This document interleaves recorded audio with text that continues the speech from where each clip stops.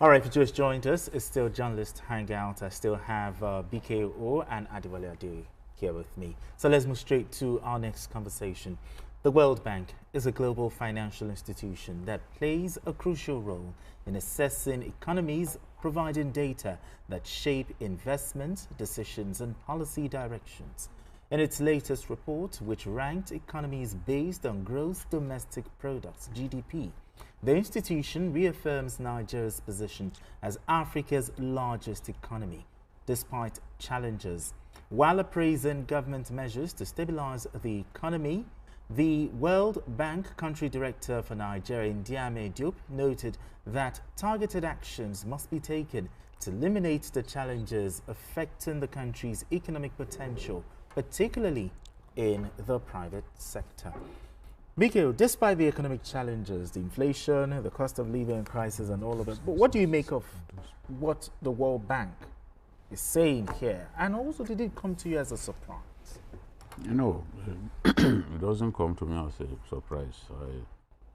I've always known that our economy is the largest in Africa, and some of the steps that we are taking to achieve stability, exchange rate stability, for example, are also helping us to draw more investment into the country. We are doing well, especially in the area of foreign portfolio investment. FPI. Yes. But I want a situation in which we are doing much better in terms of foreign direct investment. Foreign direct investments are more long-lasting, you know, because a lot of the people involved in foreign portfolio investment, they are doing it for not for long-term gains, but short-term gains, you know, and they do not stay. But we've seen lately that more and more of those investments are coming in, and it will help us in terms of foreign exchange liquidity, which we need desperately.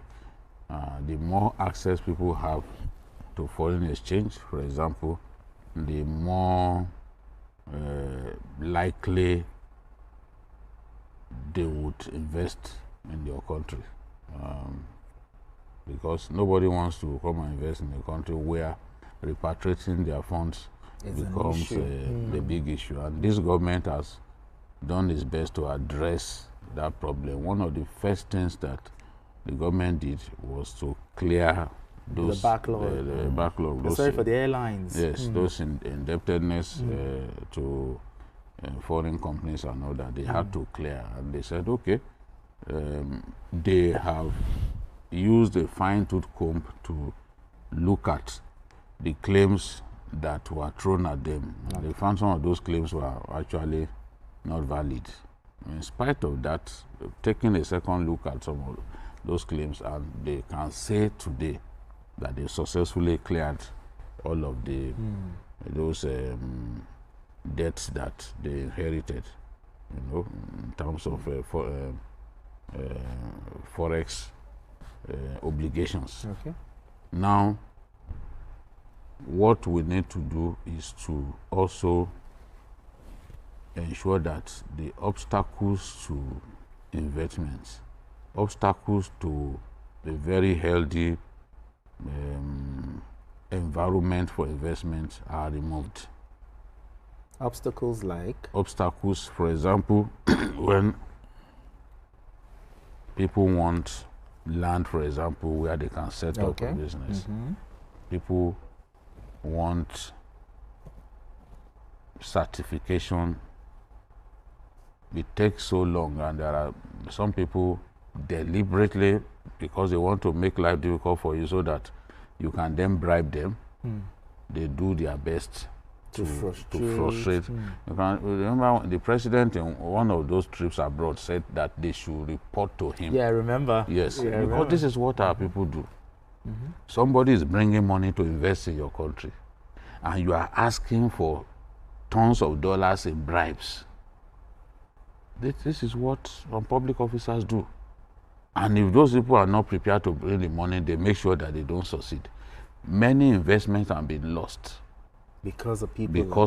Because people make up their mind to frustrate investors, not prepared to give them money in hefty, by way of hefty bribes, and they will go elsewhere. Sure. They will go to places where it is a lot easier and more convenient for them to invest in. You can see we are in competition with many African countries, Ghana, Rwanda, all of them, the countries that are doing well, Botswana. So we have to realize that and make the atmosphere more conducive climate for the investors to come in. The more these investors come in, the more our economy grows. Sure. Look at MTN, for example. Look at the size of MTN in the telco business. Look at the size. What if the MTN had been frustrated out of our country, or frustrated to the point that they made up their minds, let's go elsewhere? The kind of money they even pay in form of taxation is huge. It helps when you have investment like this, because even your own, apart from the employment that they generate, exactly, technology and knowledge transfer also happens. Your own people will be put in position to even be leaders in some of those companies, because it's not possible to just bring a company and all of the management staff are foreigners. No. So it opens doors of opportunities for our own people to thrive. I would like to see a lot more investment, especially in agriculture. I saw a woman in Kaduna who came to this country to work for an NGO.